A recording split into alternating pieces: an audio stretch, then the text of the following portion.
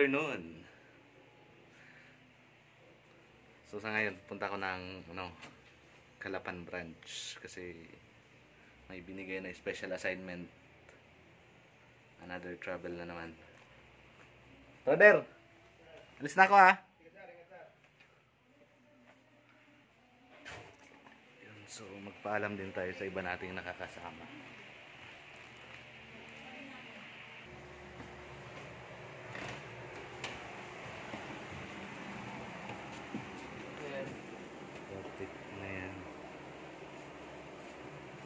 Ba't kami, sir? Bagsak! Anong ginagawa mo? Saan ka na ngayon, sir? Tulog. Ha? Saan ka na ngayon? Calapan? Mabalik din naman ako. Ingat, sir. Sir, ingat. May tulog na nagsasalita.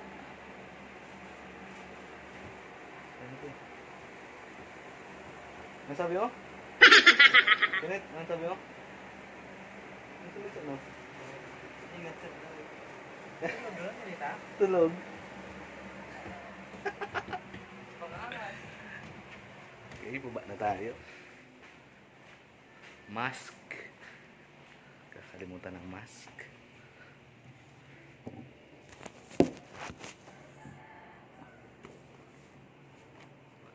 The mask. Yun, so tumigil ako guys dito sa bibili muna ako ng personal na gamit ko.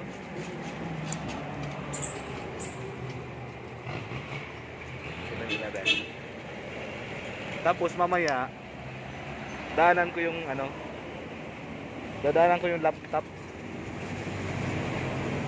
laptop ko tsaka calculator sa Barcinaga. Isang branch din kasi yun. Naiwan ko doon. So kailanganin ko yun ngayong week kaya pupuntahan ko siya.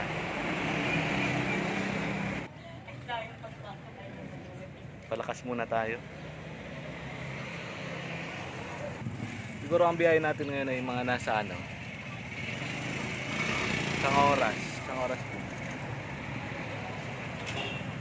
Pangalawang beses ko pa lang ngayon makakarating ng Calapan. Kasi doon ako dumaong ever since, hindi pa ako nakabalik doon. Dumaong ako doon noong September. Ngayon ulit ako babalik ng Calapan kaya hindi ko pa masyado tanda.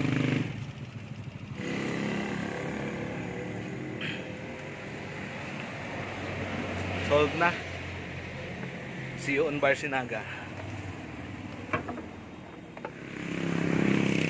Dito na tayo guys. Barcinaga. Kukunin ko lang yung laptop ko para matulog ang mga tao. Kakatok tayo. Sarado.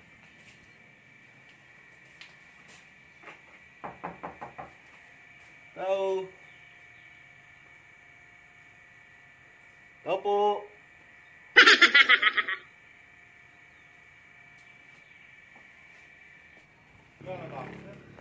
Kasi mga bata mo. Easy. Kunin ko lang yung laptop ko. Hindi mo lang pinapasahan. Hindi, joke lang. Ha? Hindi, joke lang naman. Calapan. Balik ko dito ng Merkulis. So yun guys. Nakuha ko na yung laptop ko. Dito na siya sa bag. Tsaka calculator. So, diretso na tayo ng Calapan. See you on the road. So yun, nakaalis na tayo ng Barcinaga. At may sablay tayong konti. Nakalimutan ko yung nakalimutan ko yung charger ng laptop ko. Bumalik tuloy ako. Buti na lang, naalala ko siya. Palabas pa lang ako ng branch. Palabas pa lang ako ng highway. Kasi kung nasa malayo na, hindi ko rin naman pakikinabangan yung laptop ko.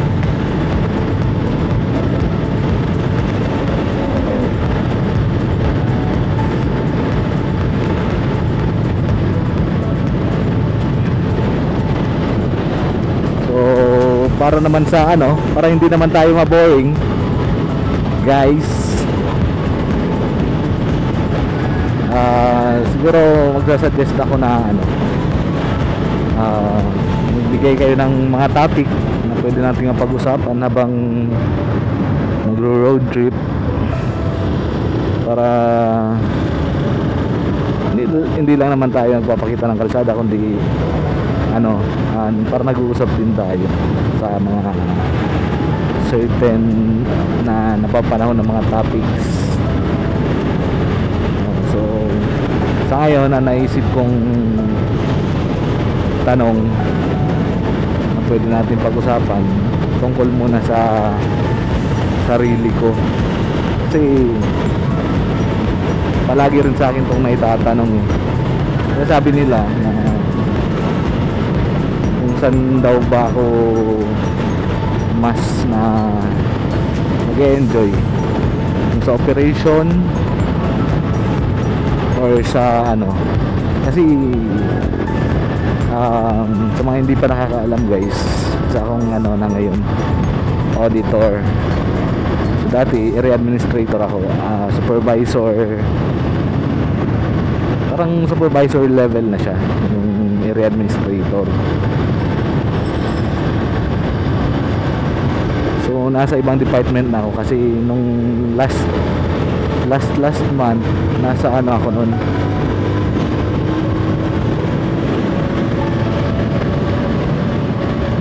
daming katok. Last month around July, so nasa operation pa rin ako noon, supervisor. Ngayon kasi nasa na ako, audit department. So ang kagandahan kapag nasa audit ka, kasi wala kang masyadong report na gagawin, hindi ka masyadong pressure sa mga staff mo. Kasi diba kapag supervisor ka, humahawa ka ng staff, humahawa ka rin ng tao. So from time to time, kailangan yung mga status nun is nasa good condition. Kaya nga supervisor ka eh, kasi para ma-supervise mo kung ano yung mali, kung ano yung dapat gawin, no? So kahit supervisor ka rin, kailangan mo rin mag-update sa higher position na may hawak din sa'yo. So minsan nagbibigay sila ng quota, or hindi siya masasabing quota, standard. So minsan nagbibigay sila ng standard na kailangan ma-reach mo daw yun. So ganun yung pressure na inaabot mo sa operation. Yun yung medyo medyo mahirap na part. Pero maganda naman dun kasi may sarili kang lugar, diba? Kontrolado mo yung galaw mo, wala kang masyadong papakisamahan kasi alam mo na, City of Calapan. Dito pala ako sa Calapan. Hindi katulad sa audit na palipat-lipat kasi ang audit eh. Pag supervisor ka, either 3 to 5 branches lang yung hawak mo, 3 to 5 branches lang yung manage mo. Yan nga lang, ikot-ikot ka lang sa 3 to 5 branches na yan. Kapag audit kasi, kailangan siya, maikot mo lahat within a certain period. So ma-check mo yung mga files. Ang maganda naman doon kasi wala ka masyadong report na ginagawa, hindi ka pressure, kasi kayang-kaya naman ang trabaho. So the final answer is yes, I am enjoying sa pagiging audit. Kasi mapapansin nyo naman, ito, nakakapag-vlog tayo, nakakarating tayo sa iba-ibang lugar, tapos marami tayo na-meet ng mga staff na mababait din naman. Shout out sa mga nakasama ko ng mga staff. Ang 3 kupal ng Nauan, shout out sa inyo. Pag alis ko tulog pa kayo. Ay hindi, may isa palang gising. Pero may isa namang tulog na nagsalita. Sabi nung tulog na nagsalita, ingat sir. Nabutik na yan, tulog. Nakapag ano napagpaalaman yung tulog.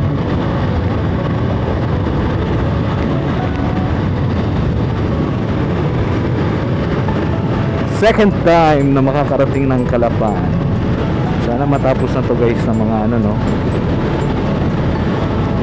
yung COVID na to. Kasi kawawa naman yung mga staff na ano, na mag-iisang taon na halos hindi nakakauwi sa mga pamilya nila, sa mga mahal sa buhay. So kasi pag umuwi sila, na-quarantine sila.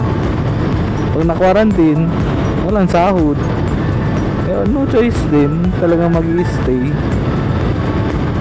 Eh, ako, okay lang din naman sa akin kasi halos nag 2 months akong walang trabaho eh.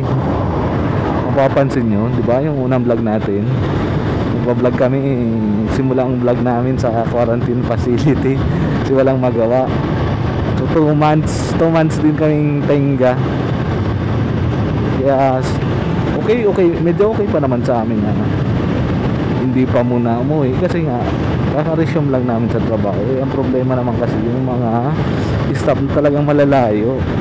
Diba, nasa Luzon ka pero taga Mindanao ka, yun talaga yung ano,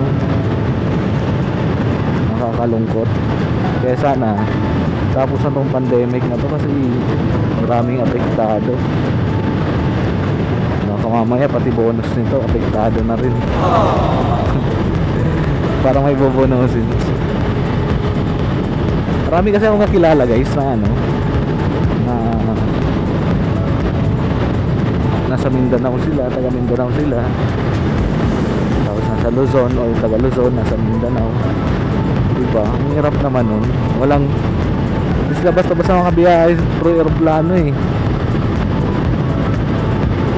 Tapos pagbalik mo ay pag-uwi mo, yung pupuntahan mo, maka-quarantine ka muna bago makakasama ang pamilya mo. Ang mahirap pa nun kasi yung pamilya mo pa ang gagasto sa'yo. Oo, yung pamilya mo ang papakain sa'yo. Hindi ka na nga sumasahod, pinapakain ka pa ng pamilya mo. Mabigat. Tapos kung bakasyon mo lang naman pala isang buwan, kalahati doon mapupunta sa ano, quarantine facility. Minsan kasi guys, OA na rin yung ano, yung ibang municipality o yung ibang province kasi may national government tayo. Sabihin pa natin may discretion din naman sila. Pero iba kasi yung mga pinapagawa nila eh. May mga gustong ano daw, 14 days sa quarantine facility, 14 days home quarantine. Butik naman na yan, OA naman na masyado. Yung iba kahit nag-swab test na, quarantine pa rin.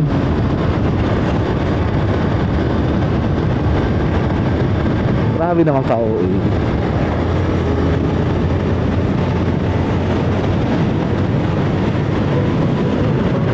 Kasi hindi nila na-feel yung ano, yung feelings ng nasa quarantine facility ka.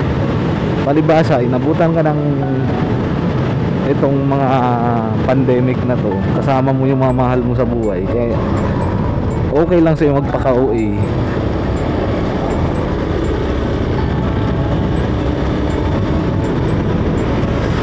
Dapat maranasan nyo rin sa mga ano natin dyan, sa mga medyo may OA dyan. Dapat ay maranasan nyo rin na ano, ma-quarantine. Subukan nyo. Magapon nga lang kayong kulong sa bahay, walang ginagawa, nabuboring na kayo. Yan pa kayo naka 2 weeks, 14 days.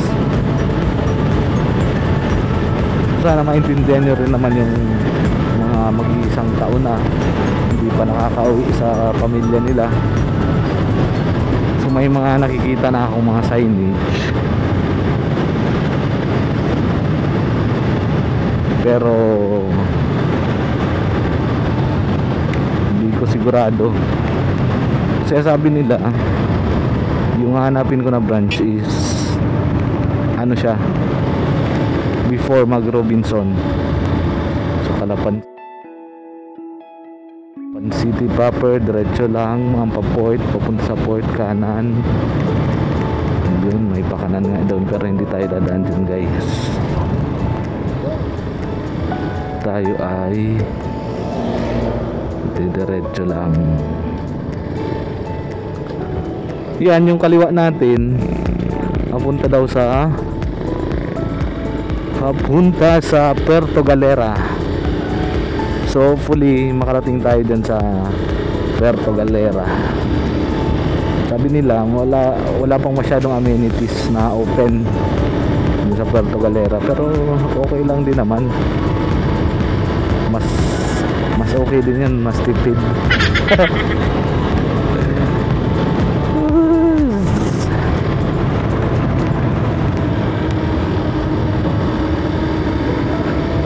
So ang pinuntan din naman kasi natin sa Puerto Galera ay yung natural scenery. Mas maganda pa rin naman yun, yung mga natural scenery. Pero hopefully before this year end, so may share ko rin sa inyo yung Puerto Galera. Tapos sa Puerto Galera pala, meron pala doon ang port papuntang Batangas na mas malapit na. 1 hour na lang daw.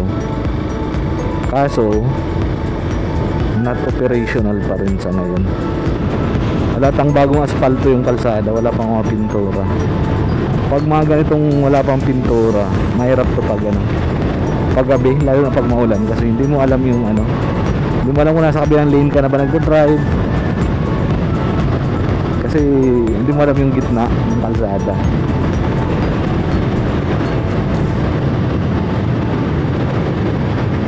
Importante kaya kasi yan guys, sa mga yan, ang mga pintura na yan. Importante yan lalo pag gabi. Pure gold.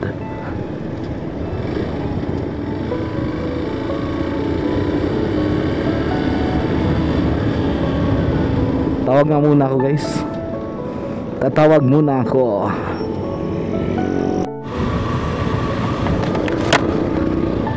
So, ayun na nga guys, base sa aking pagtatanong-tanong, mali ang dinaanan ko.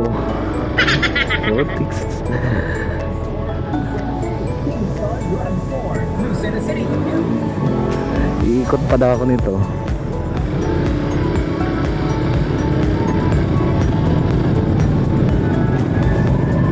Sabi ko na nga, madumi na rin.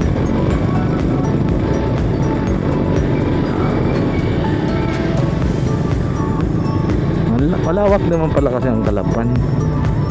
New City Central, Calapan, Capital, Simocdo.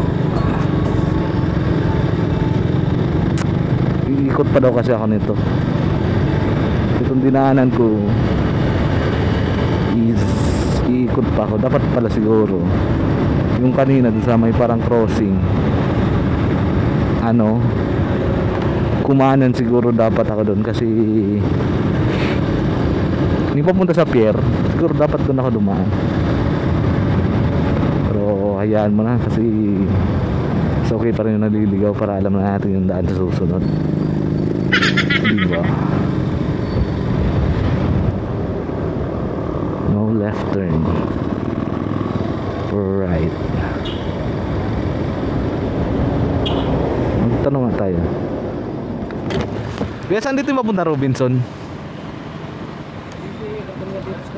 Diretso lang? Hindi, pagdating mo doon sa may yung sa may simbahan, diretso pa kaliwa ka, pa kanan ka, tapos iikot ulit dito.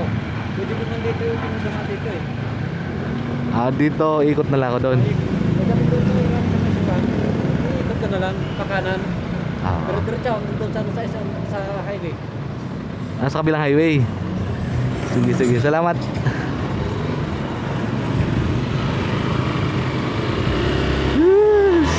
Mali. Ano ba yan? Dapat na Google Map na lang ako. Kaso hindi ako nag Google Map kasi yung gamit ko guys is yung cellphone para mag video.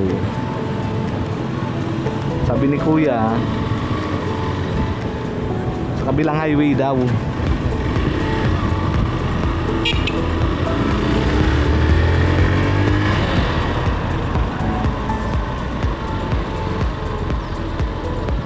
Yun, may paikot nga siya.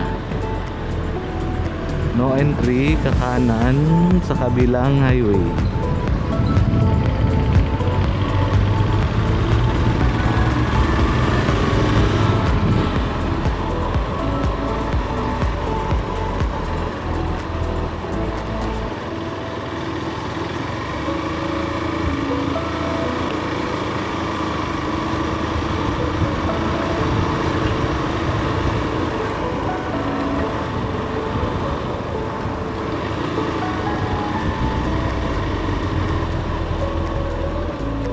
Muntik na yun ah.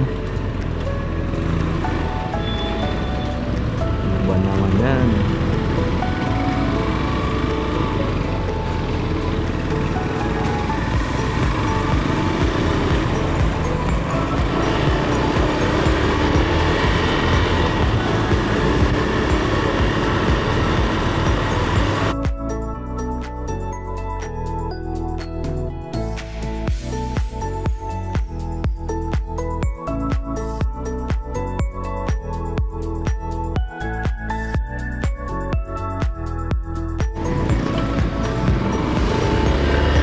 So ayun na nga guys, nagpasundo na lang ako. Nakikita nyo ba yung naka-orange na helmet na yan? Pasundo na lang ako kasi medyo nahirapan ako.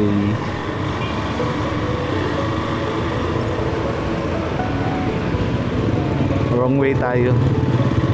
Wrong way tayo guys.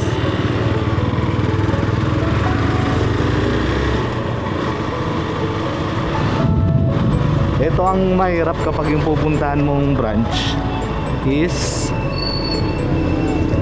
nasa syudad. Medyo mahirap maghanap. Pero pag nasa isang munisipyo lang na katamtaman na laki, mabilis hanapin kasi halos lahat ng tao alam yung ano eh. Alam yung kumbaga kilala sa lugar yung branch. Pero pag ganito kasing city, subukan mo magtanong sa mga tao, hindi nila alam yun. At sabihin pa natin nationwide na rin yung company namin. Yun, kakaliwa ata kami. Ano ba yan?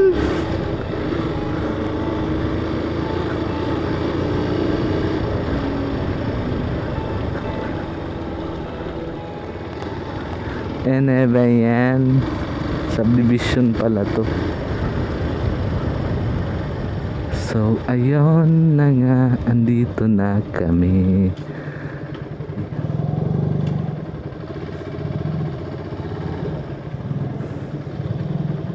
I'm going to the place where I love.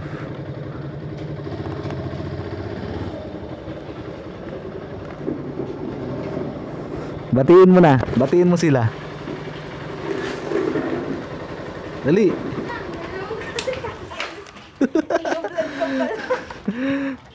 Shout out.